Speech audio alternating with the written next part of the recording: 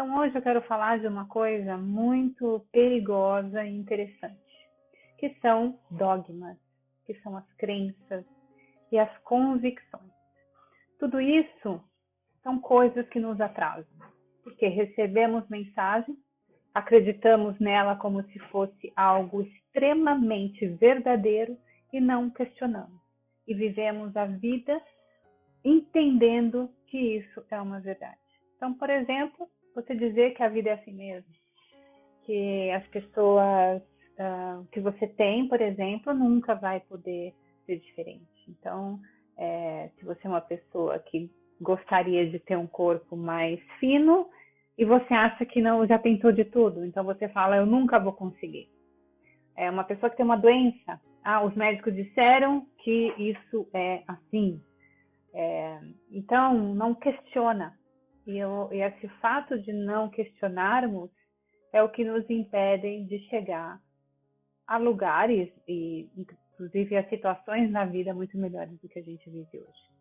E eu quero dizer mais especificamente com relação à cura do pânico, da ansiedade, dos medos, porque esse é um assunto não só que está fazendo muita gente sofrer, mas as informações que as pessoas recebem são tão erradas, como se a pessoa tivesse condenada a viver desse jeito porque não tem cura. Isso é uma inverdade.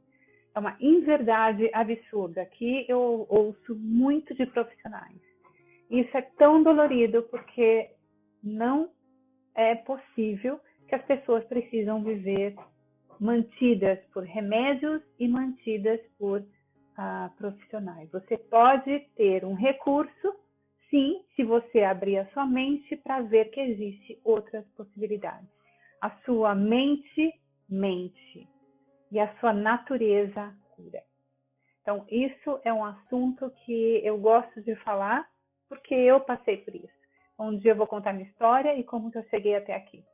Porque eu questionei muitos profissionais, fiz tratamentos com psiquiatras, fiz testes, fui cobaias de estudos em universidades e as pessoas não entendiam o que acontecia no meu cérebro, o que acontecia na minha vida.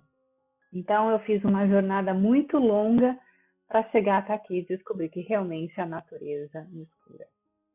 Então a primeira coisa que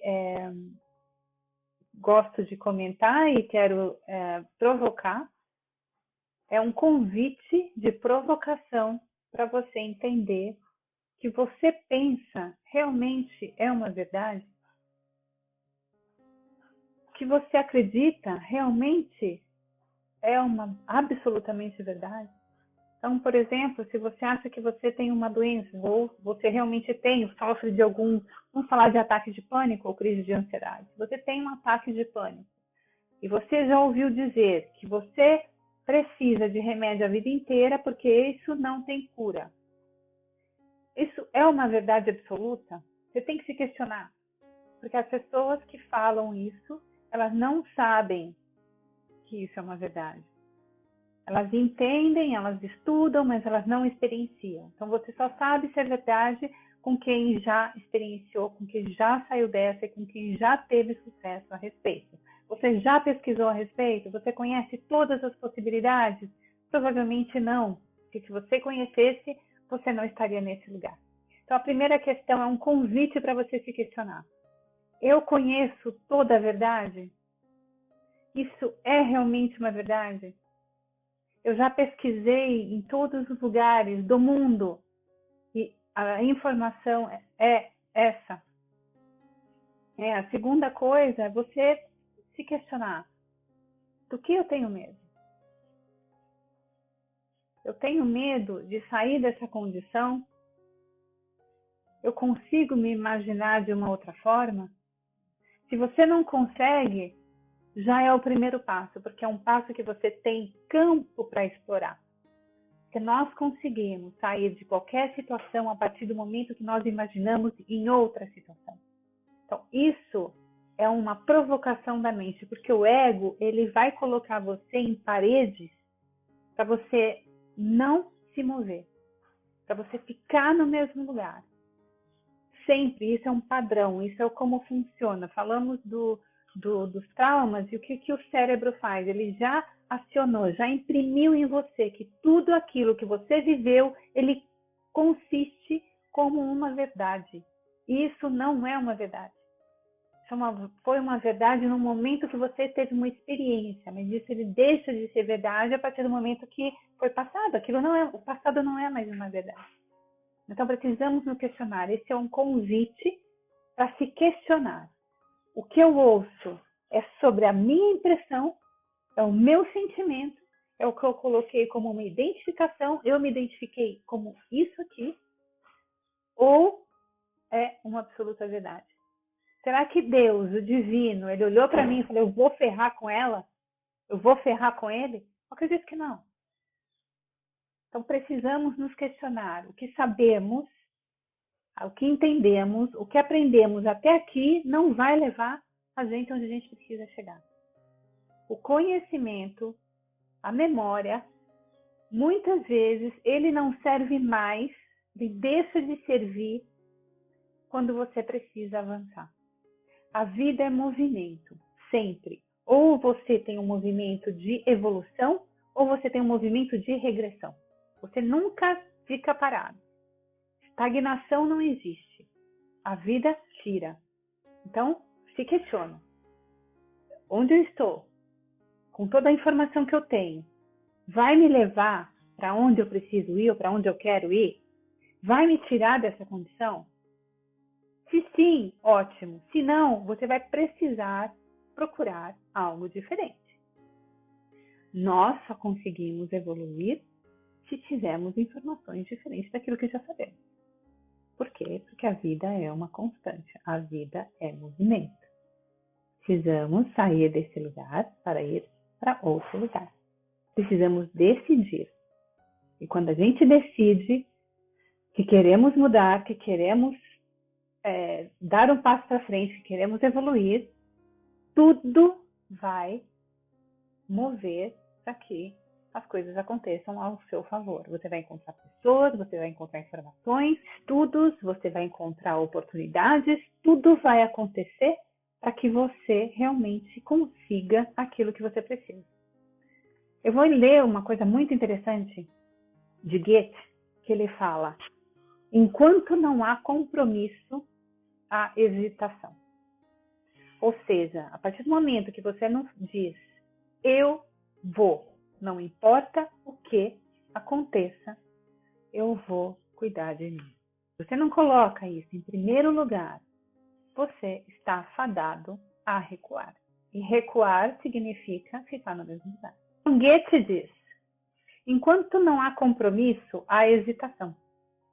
A chance de recuar, uma incompetência qualquer, todos os atos de iniciativa e criação têm uma verdade elementar.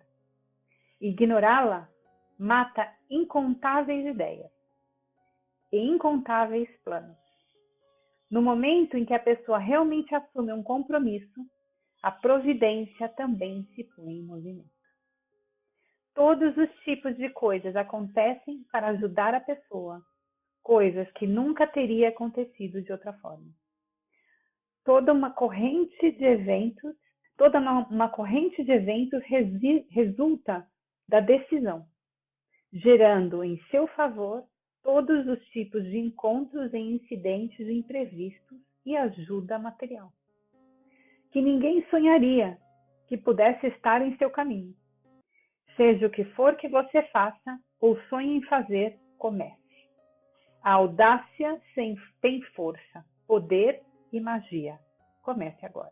E eu acredito que isso é tão fundamental, e isso nós encontramos em todos os livros de coaches, de desenvolvimento pessoal, dos antigos, desde 1800, né, que são as pessoas que a gente ainda encontra vários livros de referência, como Napoleon Hill, Daniel Carnegie, várias figuras de desenvolvimento pessoal falam a mesma coisa. A Bíblia fala a mesma coisa, na verdade todos os livros sagrados falam a mesma coisa, inclusive a filosofia yoga. Ou seja, você precisa entrar em movimento. Você precisa abrir a mente e ver que aquilo que você conhece não é o suficiente. Ele não vai te levar onde você precisa. E abrir a mente é reconhecer que não somos aquilo que achamos que somos.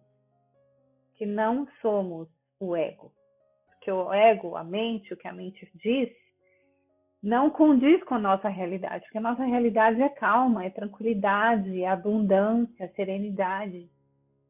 E reconhecer isso já é um grande passo. Da primeira sutra de Patanjali, sutra quer dizer a chave do conhecimento. A chave. O que você tem para a chave da expansão da consciência? A primeira sutra ele diz, Chitta Vitriniroda. O que isso quer dizer? Acabar com a turbulência da mente, que são os pensamentos. O que surge dentro de você não é você. O que surge em pensamento não é uma verdade. E você precisa desidentificar. Quando ele surge, desidentifique. Como você faz isso? Através de uma metodologia que é muito simples, que eu já falei em vários vídeos, que é o CRIA e a meditação. Então, o silêncio, concentração, CRIAs para facilitar e a meditação. Então, essa técnica, que é bem simples, você pode fazer em qualquer lugar, sem depender de nada nem ninguém, mas você precisa desenvolver e precisa começar, como diz Goethe. Se você faz 3 minutos por dia, ficar em silêncio, você já começa a ter uma nova informação no seu cérebro. O seu cérebro vai dizer, opa, vamos deixar para depois, que isso não dá para fazer agora. Ou o seu cérebro vai dizer, estou com pressa, vou perder tempo fazendo isso.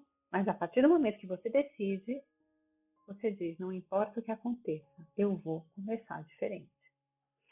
Eu lembro que há muitos anos atrás, eu sofria de ansiedade, eu tive crise do pânico desde os 14 anos e com 18 anos eu desenvolvi mesmo, né? Eu tinha pânico todo dia, foi algo terrível, eu vivia tentando sobreviver. E um dia, eu já era mais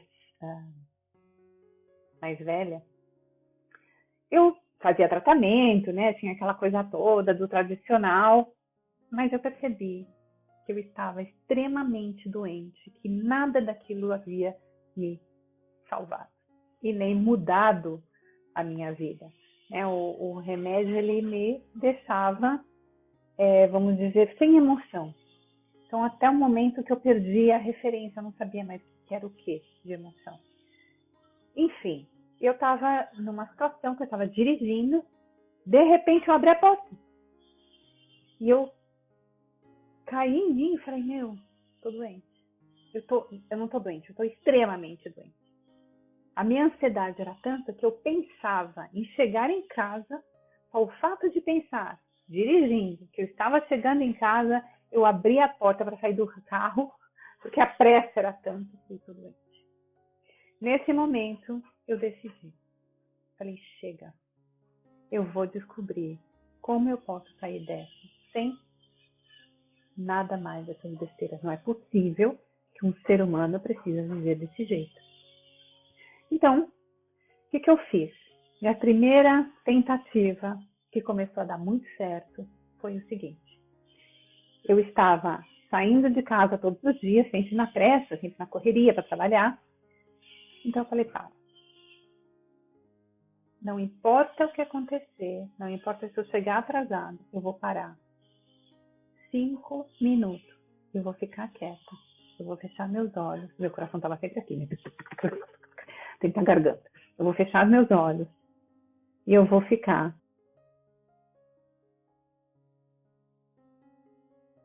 E era uma luta interna. Vou ficar 5 minutos. Então eu marcava no relógio. 5 minutos. Eu começava a respirar. A minha cabeça é como se fosse...